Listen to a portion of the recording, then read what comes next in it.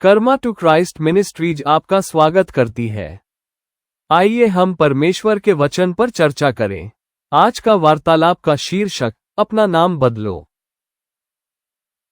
आज के बाइबल छंद है उत्पत्ति अध्याय 32 श्लोक 27 और 28।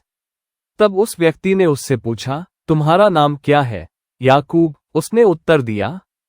तुम्हारा नाम अब याकूब नहीं होगा, उस व्यक्ति ने उत्तर दिया, परंतु इस्राएल, क्योंकि तुमने परमेश्वर और मनुष्यों दोनों के विरुद्ध अपने आप को परिश्रम किया और तुम विजयी हुए। 1 पत्रस अध्याय 2 श्लोक 9। परंतु तुम एक चुने हुए लोग, एक राजसी याजक समाज, एक पवित्र जाति, एक ऐसी जाति हो जो उसकी अपनी हो और जिसने तुम्हें अंधकार से निकालकर अपनी अद्भुत ज्योति में बुलाया है, उसके अद्भुत कामों का प्रचार करो। आप अपने नाम की शक्ति से आश्चर्यचकित होंगे। बहुत से माता पिता अपनी अज्ञानता में आपका नाम रखते हैं, बिना ये समझे कि यह आपके पूरे जीवन को कैसे प्रभावित कर सकता है। यहाँ स्पेन में लड़कियों का नाम मैरी की विभिन्न मूर्तियों के नाम पर रखना आम बात है, जैसे डोलोरिस या अंगुटिया, जिसका अनुवाद दर्द और पीड़ा है।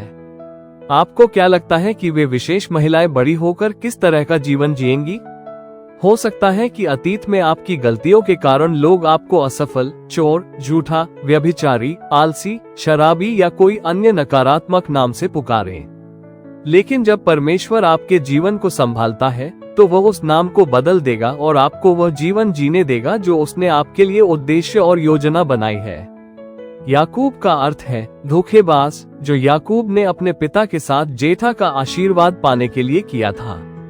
लेकिन एक बार जब याकूब ने जीवित परमेश्वर का सामना किया और परमेश्वर को उसके साथ व्यवहार करने दिया, तो उसका नाम बदलकर इज़राइल हो गया, जिसका अर्थ है परमेश्वर के साथ एक राजकुमार या कोई ऐसा व्यक्ति जो परमेश्वर के साथ शासन करेगा।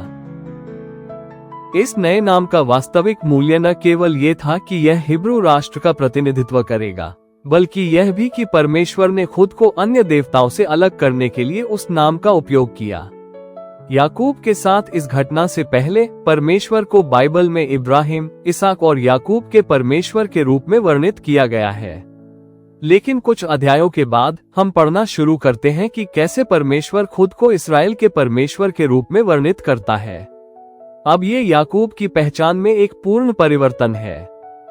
कल्पना कीजिए कि अगर आपके जानने वाले लोग यीशु को सिर्फ बाइबल का जीवित परमेश्वर ही न कहें, बल्कि महेश का परमेश्वर या योहाना का परमेश्वर या सुसान का परमेश्वर इत्यादि कहें, क्योंकि वो आपके जरिए बहुत सी महान चीजें कर रहा था।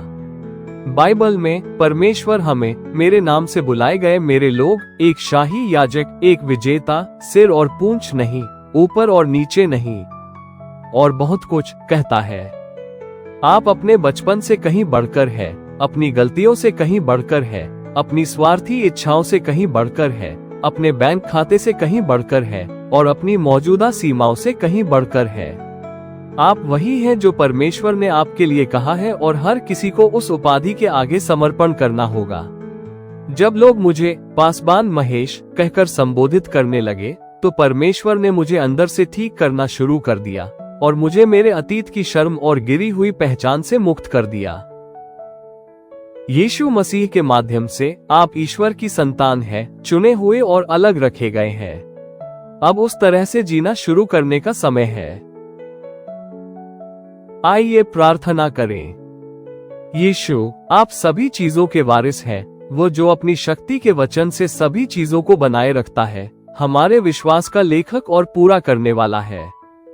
धन्यवाद पिता कि क्रूस पर बलिदान के माध्यम से हम आपके बच्चे बन सकते हैं और आपके नाम से पुकारे जा सकते हैं। हम अभी किसी भी नकारात्मक नाम को रद्द करते हैं जो हमें दूसरों या खुद से दिया गया है। हम अपनी पिछली गलतियों के कारण अपने दिलों में रखी गई किसी भी झूठी पहचान को रद्द करते हैं।